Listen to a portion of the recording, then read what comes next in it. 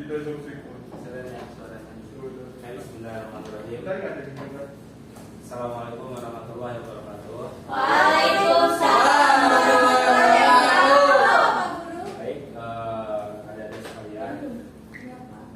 Materi kali ini, sebelumnya perkenalan dulu ya. Dikarenakan Bapak Prof. Radennya tidak bisa hadir, maka Bapak membadalan kalau dalam bahasa Sunda. Sekarang kita akan belajar mengenai materi salat, materi fikih ibadah. Bapak di sini sudah membuat beberapa slide ya, supaya adik-adik bisa dimengerti. Oke. Nanti singkat. Ya Bapak langsung saja dimulai materi pertama. Oke. Kenapa di sini Bapak bawa hadis tentang toharoh dan sholat? Karena supaya menjadi penguat itu bahan pelajaran kita ya. Bukan karena Bapak salah membuat PPT ya, tapi karena mungkin ini sebagai penguat landasan utama kenapa ada sholat, kenapa ada toharoh di sini. Jadi untuk toharohnya di skip aja ya, kita di sini membahas mengenai sholat aja. Oke. Di sini ada yang nggak hadir juga? Ada Pak. Siapa? Raden. Raden nggak hadir? Kenapa? Sakit ya? Iya, Samudin, Pak. Kemudian Ucup juga Pak. Dina sakit. Stefan, Pak. Stefan. Mang Asep, Pak, Jara sakit. Oh iya, nggak apa-apa. Mang Asep, Bang Satya juga, Pak. Nanti sama ini aja ya di akhir kalau Bapak jawabnya. Ya Pak. Oke. Oh itu telat Pak. Silakan masuk. Silakan. Masuk Pak Eko. Oh ini sedangnya Mas. Bapak. Mari. Ya. Kita langsung hadis mengenai sholat ya. Diriwayatkan oleh Ibnu Malik Al-Bukhari radhiyallahu anhu yang artinya bahwa Rasulullah SAW bersabda, sholatlah kalian dengan cara sebagaimana kalian berarti sholat. Ini patut kita garis bawahi ya, dengan cara sebagaimana kalian berarti sholat. Maka ketika kita sholat itu jangan senangnya gitu. Jadi kita harus berlandaskan pada Rasul, berlandaskan pada Nabi Rasul kita. Nah, maka demikian bahwa sholat itu merupakan ibadah yang paling utama dan yang paling diutamakan. Bahkan menurut kita skip. Oke. Kita skip saja di sini. Nah, pengertian sholat di sini ada yang tahu nggak sholat? Sholat. Siapa apa sholat? Ibadah, Pak. Ibadah, betul. Ada lagi? Ada, Pak. Apa? Yang diawali dengan takbiratul ihram, Diakhiri dengan atahiyat. dengan salam. Keren. Ya betul. Bapak mengutip dari Syekh Muhammad dari baik dan karyanya Rekomendasi Al-Islami mengawali pembahasan sholat bukanlah kata yang berasal dari agama Islam. Kata sholat telah digunakan oleh masyarakat Arab setelah Islam. Kata sholat jadi bermakna tetap atau terus-menerus. Dari pengertian ini muncul kalimat man syahla binar, ada orang yang kekal di neraka. Pandangan ini kata hur dari dipegang dari kata sholat adalah ketetapan yang diwajibkan oleh Allah Subhanahu Wa Taala. Sholat merupakan kewajiban terbesar yang diperintahkan untuk tetap dilaksanakan. Namun pandangan ketiga mengatakan kata sholat diadopsi dari kata sholat salta yang dalam bahasa Ibrani berarti tempat ibadah. Kata ini dipakai kemudian oleh Al-Quran dengan makna yang sama yaitu pada surat Al-Hajj. Selanjutnya sejarah sholat. Sholat pada masa Islam ibadah sholat yang disyariatkan pada awal Islam. Pada sholat ketika itu hanya berjumlah 2 rakaat pada pagi dan sore. Bagaimana keterangan surat Gofir ayat 55. Namun ibadah sholat pada malam hari ketika itu hanya terbatas pada bacaan Al-Quran secara tartil sebagai keterangan pada awal surat Al-Mujamil. Sedangkan sholat tarawih yang terkenal sampai sekarang diwajibkan beberapa waktu menjelang kedatangan Nabi Muhammad. Nah, Jadi ketika kita sholat, kita kan sholat sekarang berapa waktu, ada yang tahu? Ada 5 waktu ya? Ya. Apa aja? Subuh, asar, subuh, duhur, asar, maghrib, isya. Nah, pada zaman dulu ini kan membahas sejarah sholat. Sholat itu tidak segitu. Jadi sholat ketika hadir pas 5 waktu itu ketika pas apa? Ada yang tahu? Pas perjalanan, sidang apa? Ya. Yang ke sidang dengan Pak. Ya, pas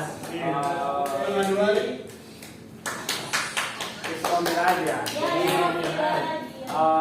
Lupa Bapak. Rasul itu membawa oleh-oleh yaitu sholat 5 waktu. Adapun keterangan waktu sholat secara isi dapat dari riwayat Abu Dawud dan Tirmidzi, Ibnu Majah. Terdapat pada Syekh dan Sahih Muslim menunjukkan pada tersebut mengatakan, suatu hari Jibril mengimamiku sholat selama 2 hari, dia sholat dulu bersamaku. Di akhir sholat subuh Jibril kemudian menoleh kepadaku, wahai Muhammad, inilah waktu sholat para nabi sebelum kamu.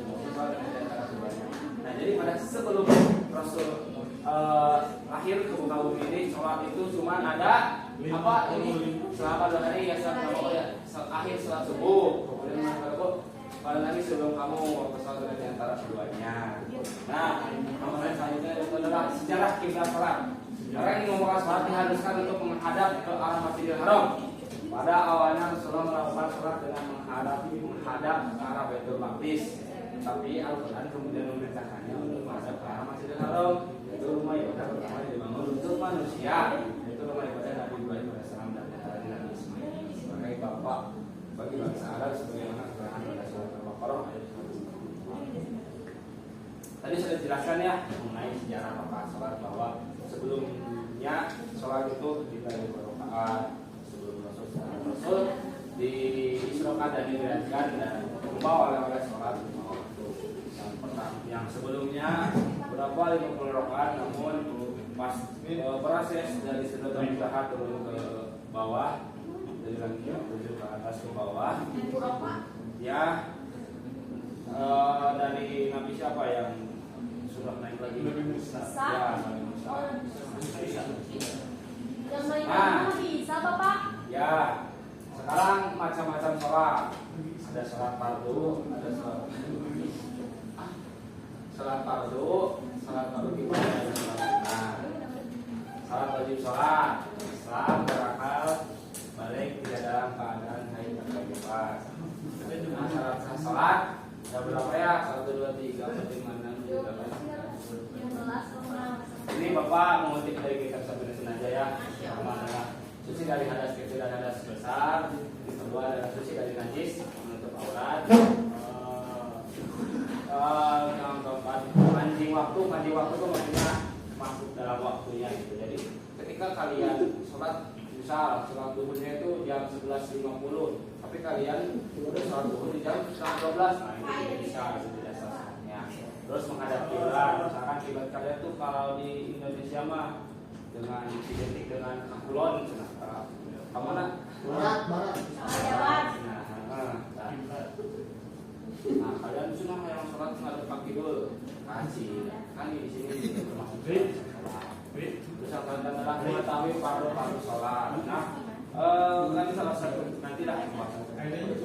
Tidak meyakini suatu fardu dijadikan sunnah, tidak berbicara selain bacaan sholat, tidak banyak bergerak selain bacaan sholat, tidak sambil makan dan minum. Mang, tahu gak mang? Nah, seperti itu. Tidak berniat meneruskan sholat atau Mancing waktunya apa Bapak? sudah tahu. Pak mancing? Ya. Mancing Pak. Dan yang terakhir adalah kita menggabungkan kebakaran sholat dengan sebuah fardu. Nah ini patut kita ini ya garis bawahi jika menggabungkan kebakaran sholat dengan satu fardu. Misalkan kalian tuh ada teman kalian mau main ke rumah kalian, nanti aku kesana habis duhur, kalian tuh sholat terus tuh pas sholat pas aku sholat, kalau teman aku datang ke rumah aku sholatnya mau dibatalin. Nah, misalkan terus kejadian kamu lagi sholat rakaat kedua, teman kamu datang, nah itu udah otomatis batal sholatnya. Kalau sholatnya ada yang tegangin suka ikut sujud bareng itu gimana Bapak?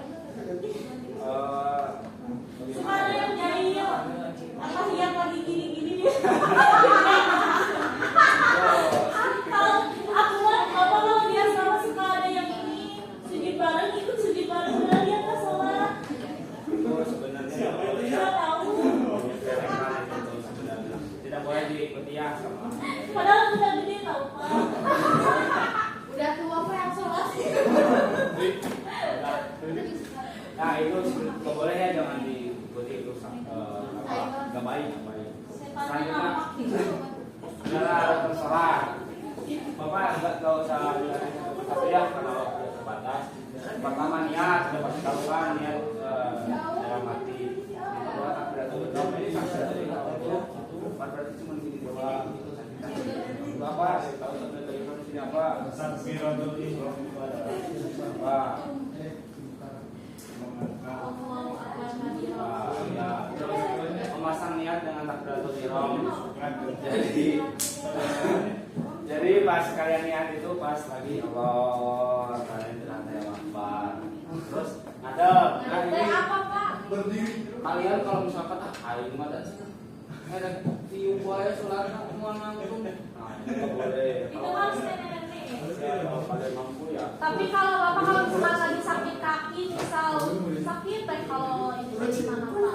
Sebenarnya kalau sholat fardu itu diwajibkan ada sholat, tapi kalau misalkan tidak memungkinkan ya coba dulu. Nah, terus membaca surat al-fatihah, ruku, i'tidal, sujud dan sujud. Tumaninah dalam sebelumnya. Nah, jadi teman-teman tuh harus tumaninah. Yang tahu kan di sini tumaninah? Nah,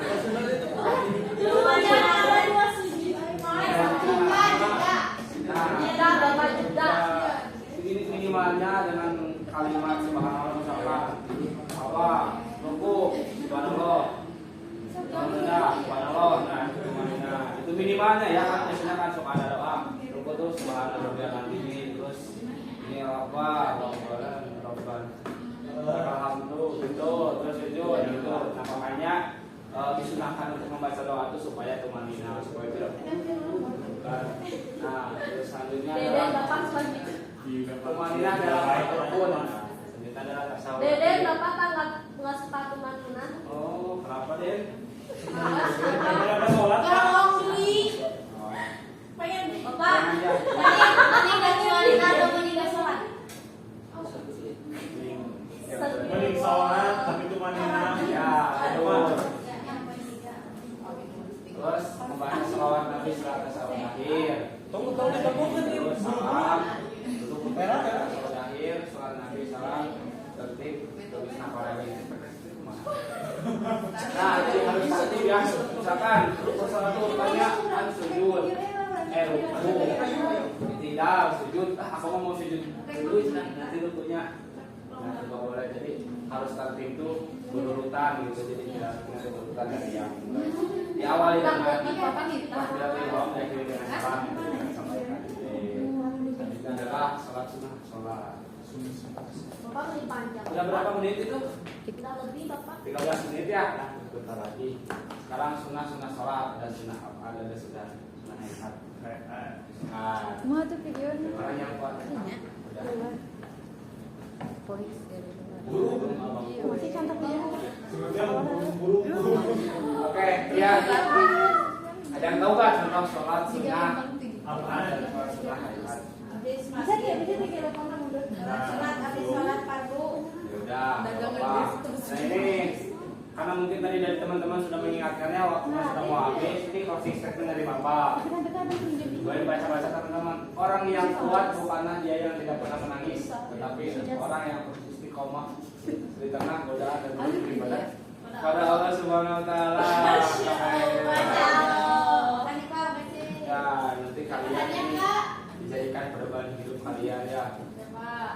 Percuma kita nangis kayak itu salat gitu kan. Jadi